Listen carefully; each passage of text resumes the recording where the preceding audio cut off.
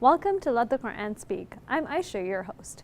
If you've encountered Muslims who are skipping lunch at work and all of a sudden are no longer drinking their morning coffee and are wondering what's going on, well, I'm here today to help you find some answers to these questions.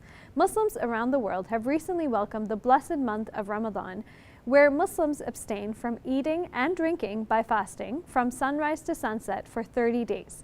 Let's sit down with Dr. Shabir Ally to learn a little bit more about why this is considered such a blessed and important month for Muslims. Welcome to the show, Dr. Shabir. My pleasure to be on. So can you tell us a little bit about the month of Ramadan? Ramadan is a month in which Muslims observe fasting during the daylight hours, and fasting entails refraining from eating, drinking, or satisfying the baser desires. This is a spiritual exercise that brings a Muslim closer to God, because when we deny the animal instincts in us, we heighten the spiritual aspect and our connection with God, who is the source of our moral being. And why is this month considered so blessed for Muslims? For Muslims, this month is blessed because the Quran itself says that God has made this a blessed month. There are 12 months in the year. It's a lunar calendar, the 9th month being the month of Ramadan. The Quran itself says that God has revealed the Quran during this month. And that is interpreted by many to mean that the first occasion when the Prophet Muhammad, peace be upon him, was visited by the angel Gabriel, that was during the month of Ramadan. And that has given this month its blessedness.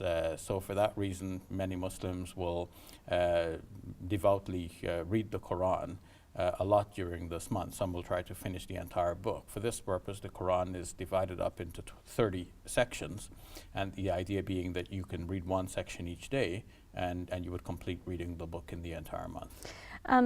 Can you tell us a little bit about what a typical life is in the day of a Muslim when they're fasting, because they're not eating for a very long time? Mm-hmm. Well, typically a Muslim will get up early in the morning before dawn and have a pre-dawn meal, and then start the fasting soon after that. The Muslims pray regularly 5 times per day, in and outside of Ramadan, whether they're fasting or not. And of course, I'm speaking about devout Muslims, because some Muslims may not observe this, but this is what is expected of a devout Muslim.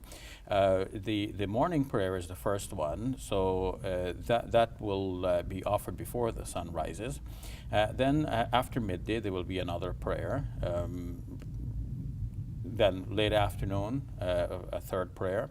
After the sun sets, another prayer. And these are time markers that were simple for people in ancient times. They didn't have watches, but they may have had sundials. And even if they didn't have a sundial, they could just simply observe the passing of day and night, the cycle as it goes on. And then finally, there is a late night prayer, similar to, I guess, for example, a Christian child being taught to pray before going to bed. That's one of the last things you do.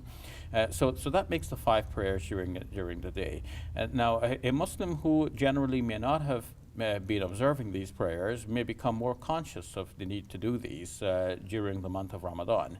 And this is where our non-Muslim friends and co-workers and classmates and teachers and employers may need to be aware of how to help and how to understand a Muslim who is trying to observe these practices during the month of Ramadan. And there's an additional night prayer that doesn't occur in regular outside of Ramadan, right? Yes, and this is referred to as the Taraweeh prayer. It's an Arabic word which is related to the idea of rest, and probably gets this name for the fact that because it's a long prayer, it's prayed in segments with short rests in between. It is an optional prayer. Some think that it's more required than optional, but the best interpretation of this seems to be that it is an optional prayer, though it is highly desirable, and many Muslims make it a point to perform this prayer. What makes it especially long is that the Quran is often read, large portions of it during the prayer. I spoke already about Muslims trying to read the Quran for themselves, yes. One portion a day to finish it in the entire month. Well, in a similar manner, in many mosques, one portion of the Quran of the 1/30th part will be read each night during the night prayers. Thus the entire Quran will be read throughout the prayer and during the month. And in many mosques, the persons who read the Quran are trained memorizers. They have memorized the entire book. So it's actually a spectacle to witness, where we might have 2 or 3 such reciters in the congregation, usually standing close to each other, such that if one of them slips and recites incorrectly, the other one will correct him from memory.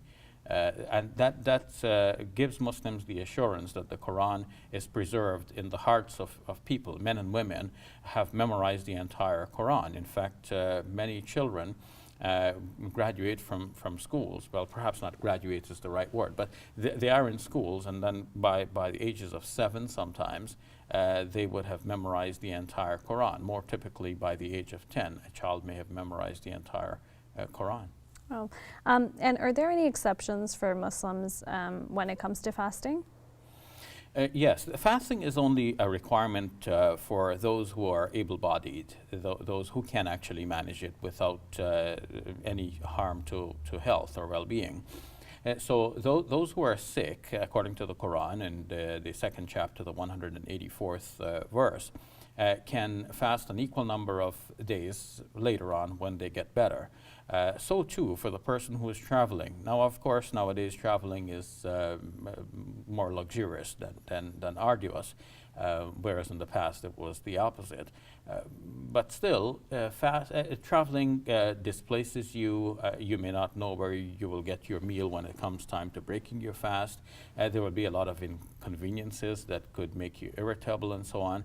So we can still appreciate, even in our present circumstances, that God has given us this permission to not fast on the days when we are traveling, but we can fast an equal number of other days after the month of Ramadan is over. Thank you very much, Dr. Shabir. You're welcome.